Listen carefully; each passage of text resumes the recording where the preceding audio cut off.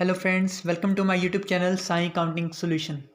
Guys, अगर आपने अब तक हमारे चैनल को सब्सक्राइब नहीं किया है तो सबसे पहले सब्सक्राइब कीजिए और बेल आइकन को दबाना मत भूलिए ताकि हमारी हर वीडियो की नोटिफिकेशन सबसे पहले आपके पास आए। तो अब स्टार्ट करते हैं आज का टॉपिक। तो हम आज बात कर रहे हैं अकाउंटिंग वोचर्स के बारे में। उसके लिए हम टैली ओपन करते हैं।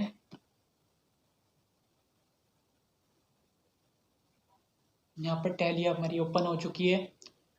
हमने जाना है एजुकेशन मोड पर, मैं एंटर कर रहा हूँ।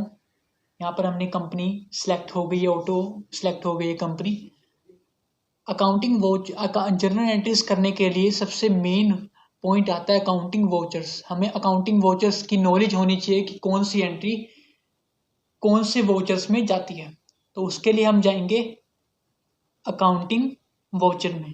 आप वी प्रेस कर सकते हैं, रेड कलर में हाईलाइट हो रहा है वी, या आप शॉर्टकट की के रूप में आप यूज कर सकते हैं। मैं एंटर कर रहा हूँ। ओके, सब ये देखिए, यहाँ पर आपको ये 8 वाउचर्स दिखाई दे रहे होंगे।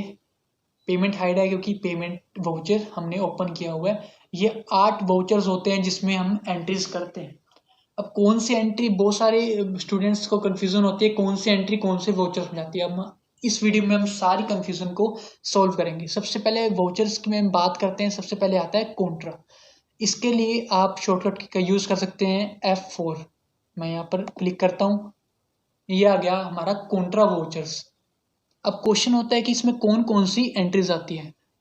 इसमें 4 टाइप्स ऑफ एंट्रीज हम करते हैं। सबसे पहली एंट्री, जब हम बैंक से कैश विड्रॉ करवाते हैं, वो एंट्री कॉन्ट्रा वोचर में होती है। सेकंड, जब हम बैंक में कैश डिपॉजिट कराते हैं, वो एंट्री। थर्ड, जब हम बैंक से लोन लेते हैं। एंड नेक्स्ट, फोर्थ इज जब हम बैंक को रिपेमेंट करते हैं लोन की। मीन्स जिस एंट्री में कैश और बैंक के अलावा कोई लेजर नहीं होता। मीन्स डेबिट भी कैश हो रहा है और क्रेडिट बैंक हो रहा है, या डेबिट और क्रेडिट दोनों ही बैंक हो रहे हैं, वो सारी एंट्रीज कॉन्ट्रा वोचर्स में आती है।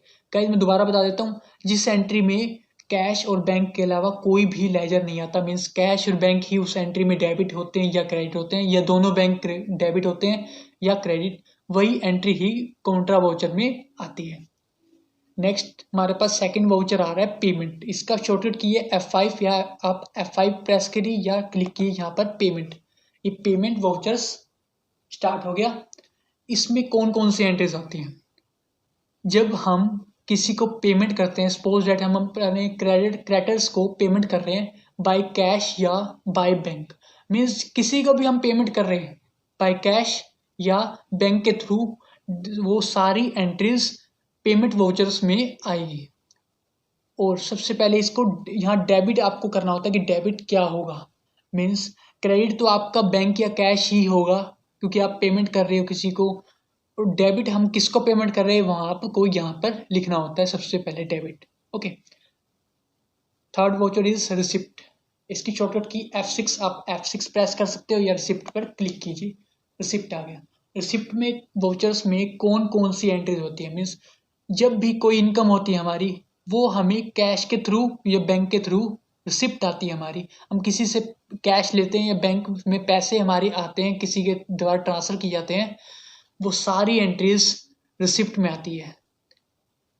इसमें देखिए, सबसे पहले आपको क्रेडिट करना होता है क्योंकि डेबिट तो आपका बैंक या कैश ही होगा क्योंकि आप रिसीव कर रहे हो कुछ, हम आपको मिल रहा है, कैश मिल रहा है या बैंक मिल रहा है, वो मैटर नहीं करता। आपको क्रेडिट क्या करना है, सबसे पहले यहाँ पर ऑप्शन आ रहा है क्रेडिट। आप ये आपने देखा था पेमेंट में डेबिट दिखा रहा था, अब यहाँ पर क्रेडिट है। ये ध्यान रखने का कि डेबिट और क्रेडिट में कंफ्यूजन ना हो जाए।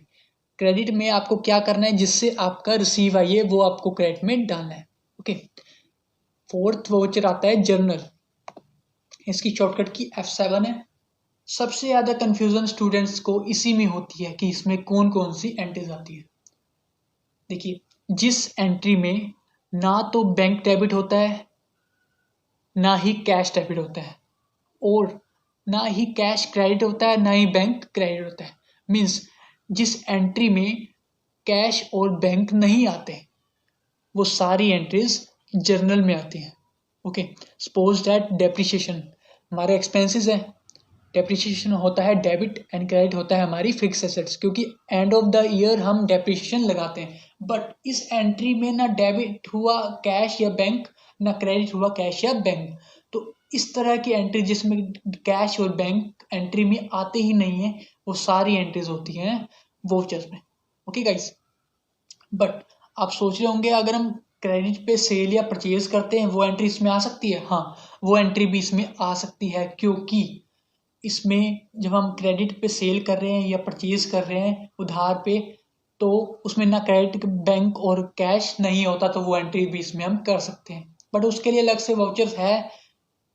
यहाँ पर देखिए 6th आता है हमारे पास सेल वाउचर, 5th आता है। इसकी शॉर्टकट की है F8, यहाँ पर क्लिक करते हैं। इसके 2 मोड है जो आपको दिख रहा है यहाँ पर देखिए, नेम ऑफ आइटम। अगर आप स्टॉक वाइज मैनेज करते हैं अपने बुक्स को तो आप इस मोड का यूज करेंगे। इसका नाम है क्वांटिटी वाइज सेल वाउचर। यहाँ पर देखिए क्वांटिटी आएगी, रेट आएगा, आप लीटर में परचेज कर रहे हैं, केजी में परचेज कर रहे हैं, सेल कर रहे हैं तो वहाँ आएगा और अमाउंट आएगा। मीन्स इसमें आपका स्टॉक, जो आपके स्टॉक के प्रोडक्ट्स हैं वो मैनेज किए जाएंगे। बट हमको इस टाइम वाउचर सिखाने हैं, तो हम इसका सेकंड मोड हम कैसे जाएंगे, यहाँ पर ऑप्शन आ रहा है एज वाउचर। हम एज वाउचर एंट्री करनी है सेल की, तो यहाँ पर क्लिक कीजिए, या आप शॉर्टकट की का यूज कर सकते हैं Ctrl+V। डबल अंडरलाइन है तो कंट्रोल का यूज करेंगे, अगर सिंगल है तो ओल्ट का। यहाँ मैं क्लिक करता हूँ या ओल्ट Ctrl+V का यूज करता हूँ, तो ये आ गया। यहाँ पर देखिए आप सेल की जो भी एंट्री होगी आप इस पे कर सकते हैं, क्योंकि एक मैंने आपको बताया था सेल की एंट्री आप क्रेडिट पे कर रहे हैं तो आप जर्नल एंट्री का यूज कर सकते हैं। बट उसमें आपको रेफरेंस नंबर डालने का ऑप्शन नहीं आता, इसमें आपका रेफरेंस नंबर का डालने का ऑप्शन आ जाता है। तो आपके लिए ये बेटर है कि आप सेल की सारी एंट्रीज इसी में कीजिए। ओके, यहाँ पर आप सेल की सारी एंट्रीज कर सकते हैं, या कैश क्रेडिट जो भी हो। नेक्स्ट आता है क्रेडिट नोट, या आपका शॉर्टकट की यूज कर सकते हैं Ctrl+F8। क्रेडिट नोट में जो भी आपका सेल रिटर्न हुआ है वो आप क्रेडिट नोट में दिखा सकते हैं। यहाँ पर ऑप्शन आता है ओरिजिनल इनवॉइस नंबर, जो आपकी सेल का होगा और उसकी डेट सेल की होगी। बट ध्यान रखिए आप क्रेडिट हो रहा है पहले तो क्रेडिट का ही डालने लेजर, आप डेबिट का लेजर मत डालिएगा, ये कंफ्यूजन हो जाती है कई बार। ओके, क्रेडिट नोट में जो भी सेल रिटर्न हुई है हम उसका दिखाते हैं, हम यहाँ पर डालते हैं। ओके, नेक्स्ट वाउचर आ रहा है परचेज। कोई भी हम परचेज कर रहे हैं तो सारी परचेज यहाँ पर आएगी। बट अगर हम क्रेडिट पे उधार पे परचेज कर रहे हैं तो वो जर्नल में भी जा सकती है। बट मैं कहूँगा आप इसी में करिए, क्योंकि आपको सप्लायर इनवॉइस नंबर मिलेगा, रेफरेंस नंबर सब कुछ मिल जाएगा। अगर आपको दोबारा से वही अगर परचेज करनी है, अकाउंटिंग करनी है स्टॉक वाइज, तो आप इस मोड का यूज़ कर सकते हैं, नहीं तो आप नॉर्मल मोड एज वाउचर का यूज़ कर सकते हैं यहाँ पर क्लिक करके। परचेज का आप वाउचर करेंगे, परचेज में जो भी परचेज हम कर रहे हैं चाहे कैश की हो क्रेडिट की हो, आप इसी वाउचर में करें, क्योंकि क्रेडिट पे हो तो आप जर्नल में कर सकते हैं लेकिन थोड़ी कंफ्यूजन हो सकती है। तो सारी परचेज आप परचेज में करें तो बेस्ट होगा। ओके, नेक्स्ट आता है हमारे पास voucher, and last voucher is debit note. Debit note में जो भी हमारी परचेज रिटर्न होती है, जब हमने परचेज की तो हमने उसको परचेज को रिटर्न कर दिया, तो वो सारी एंट्रीज डेबिट नोट में आएंगी। ओके, हम डेबिट नोट इशू कर रहे हैं, हम गुड्स को वापस भेज रहे हैं, तो सारी वो एंट्रीज यहाँ पर आएंगी। हेलो, ठीक है, आराम कर लेगा। ये आपने समझे, और इसमें कोई प्रॉब्लम हो वो बोल। यहाँ पर मैंने आपको आटो के आटो वाउचर्स बता दिए हैं। अगर आपको इसमें अब भी कोई प्रॉब्लम है तो हमें कमेंट कीजिए, हम आपके लिए स्पेशल वीडियो बनाएंगे आपके टॉपिक पे जो आपको कंफ्यूजन में दे रही है या आपको कोई प्रॉब्लम फेस करने को मिल रही है। ओके, बट उससे पहले जाने से पहले मैं आपको एक और चीज़ बता दूं, एक और वाउचर होता है इन्वेंट्री वाउचर्स। वैसे तो हम नॉर्मली हमारे 8 वाउचर्स होते हैं, बट ये वाउचर्स का यूज़ किया जाता है जब हम स्टॉक वाइज एंट्री करते हैं या स्टॉक ट्रांसफ़र करते हैं। हमारी ब्रांचेस होती हैं, स्टॉक ट्रांसफ़र होता है, रॉ मटेरियल को हम कंज्यूम कर रहे हैं फिनिश गुड्स में, इस वाउचर्स का तब यूज़ हो जाता है। ओके गाइज, आज के लिए इतना ही। अगर आपको हमारी वीडियो पसंद आई है तो हमारे चैनल को सब्सक्राइब कीजिए, हमारी वीडियो को लाइक कीजिए, कमेंट कीजिए एंड शेयर करना ना भूलें।